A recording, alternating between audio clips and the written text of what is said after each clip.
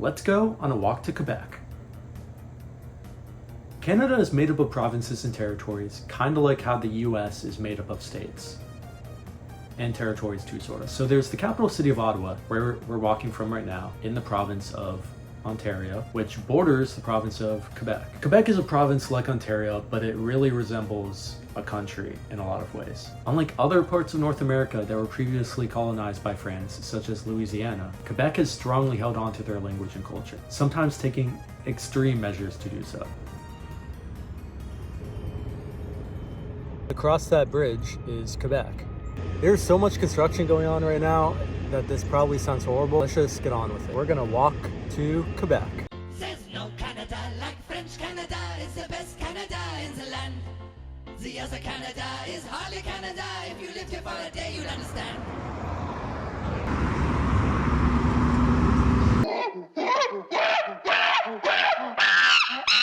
Je suis un singe. Arrêtez de se mettre à plat ventre. Je suis un singe. Singe, singe.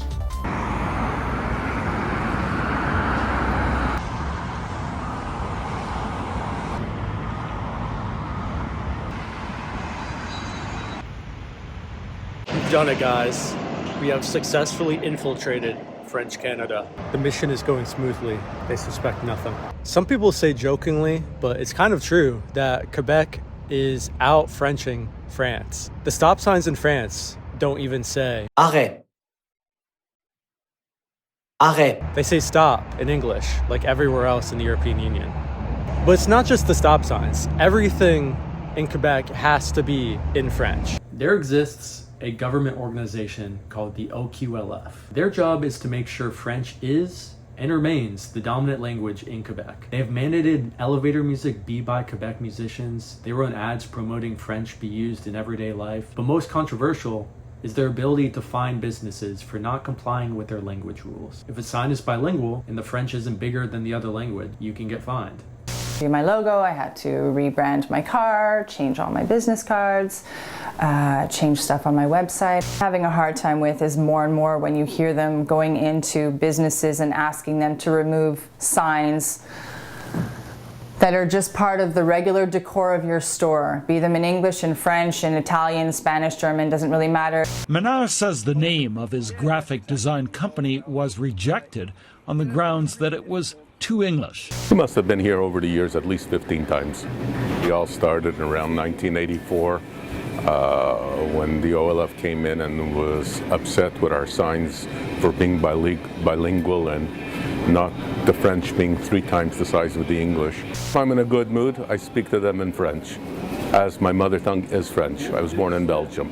If I'm one of those moods, I may talk to them in Yiddish or in Hebrew. Basically, stores with non-French names need to add French descriptions that are twice as large as the name itself. Well, that was extremely disappointing. We just drove 30 minutes out here to go to the PFK, which is Quebec KFC. They changed the name to make it French.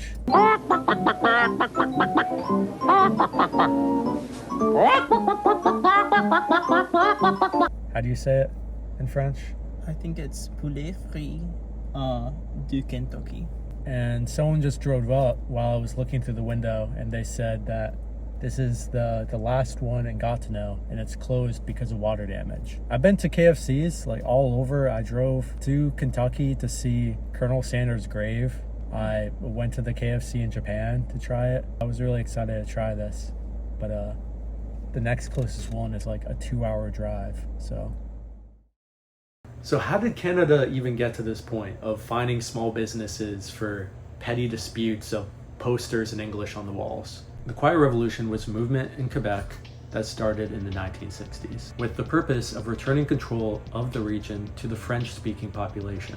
Generally, the French Quebecers were poorer than the English-speaking and were underrepresented in the government. At the time, Quebecers were being denied employment if they couldn't speak English for jobs like engineering ones. Through this movement, they changed that and gained a lot more rights for the French speakers, but it quickly got out of control and took an extreme route. The FLQ, Quebec Liberation Front, was created out of economic unrest in the 1960s, inspired largely by the Cuban Revolution and the Algerian. Loosely organized, members acted much out of their own accord. Very passionate, charismatic speakers in Quebec, pushing for independence, though not necessarily with violence, may have influenced a lot of these people. In 1967, the president of France visited Quebec, and he famously said, "Long live a free Quebec." Vive Montréal! Vive le Québec!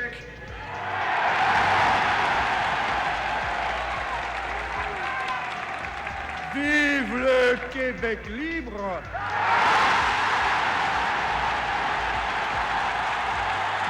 Vive le Canada français et vive la France!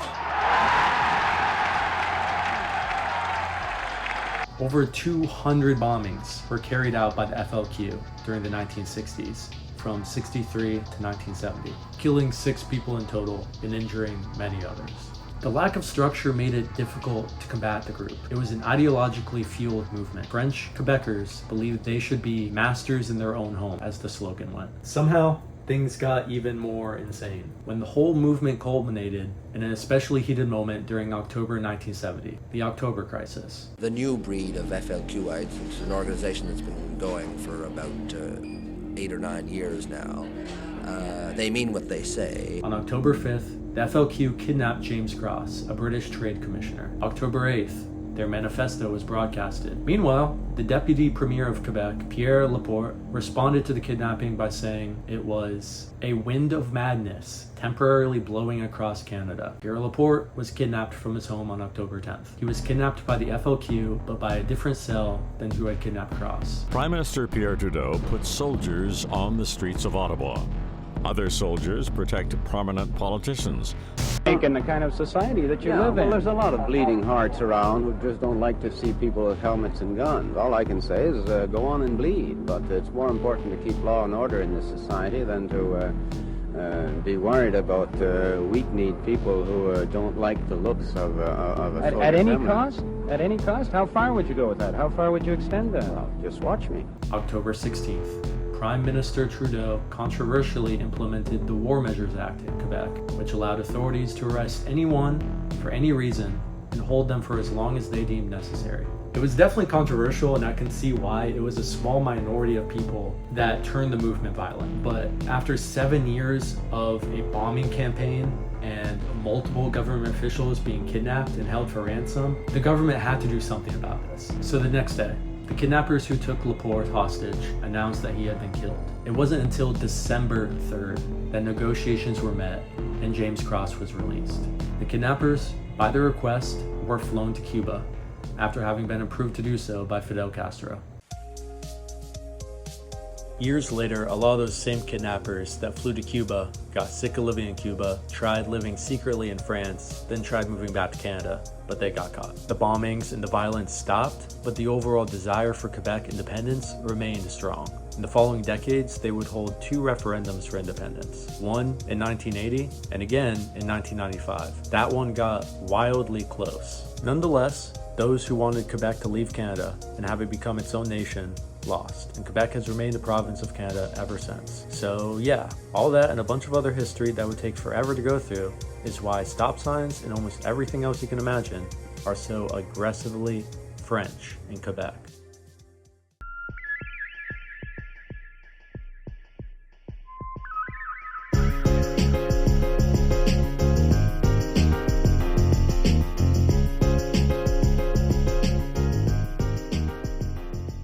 Two hours later, after driving through the beautiful Quebec countryside, we have made it to our destination. Yes, we just drove 2 hours to PFK.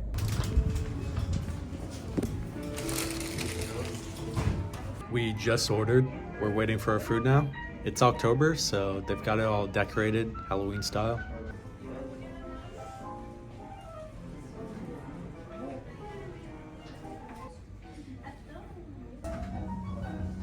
Je suis un singe. J'aime tellement le poulet frit Kentucky. Si vous appelez ça Kentucky Fried Chicken, je vous tranche la gorge. Singe.